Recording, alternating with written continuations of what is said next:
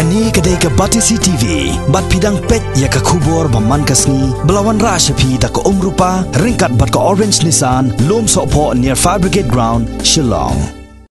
Hadian ba kayeng besar badan buram jong ke Meghalaya High Court, kalapan kesan ba kejing pendono ya kikan thai, banyadan benta hak bajet ya kirang ba asnong, bat kisor dasnong, hak isnong ba per jong kejela, kami ha bat kesensar pai ba, hak ni kejok menta. Kumta nakalang ke HEDC, Shen kan sakhot jelang. Ringkan bat ke Subordinate Council of Traditional Chief and Headman banyatai bat tuat jingmon nabaro kinong sensasnong ke kesenjam ke bakin le hakabai dei ba ke jingjet ikirang basnong bat ki sordasnong hakisnong kitau jongki usi am ke HEDC ba HSLA habai ekran bat kinong pathai kubor henne kasngi ka khatwai trek mentau banai no pra arja khat pra ulaong ba kalong ka jingsisa ba ke yeng besar badan buram jong ke Meghalaya High Court lengba Justice SR Sen kalapenmi ye kene kerai hakapor bajet yu rang basnong jong kasnong tenreng ba kajing penduno yu kikin thai banjet ikirang basnong ni kisodasnong kami hap setia bat kajing sensar pai ba bat bakiladon kisnong kithau ba kikin thai kiladan bentah kidor basnong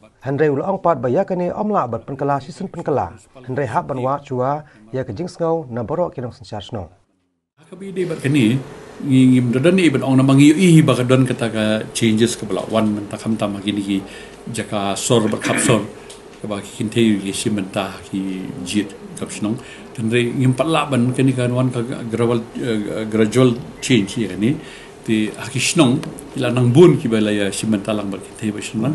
tene kidang bun ki jaka par ki ba kidang simtang shnrang ki ban ya tabun ki dor bar snong ge ti ngim la memkwa ban pelong anjubor ya ni mut kitu ki bala nang ki bala ya kani ti ki bala sude ban pediang ki kinte la kwa ban simenta doni even persya ya kata tenri hakitu ki jakapat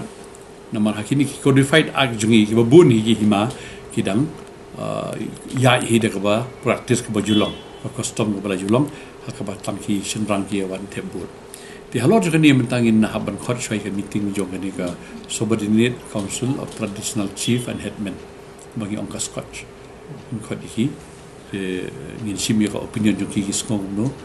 ke ik bajah ki hima ba pher lo ni benta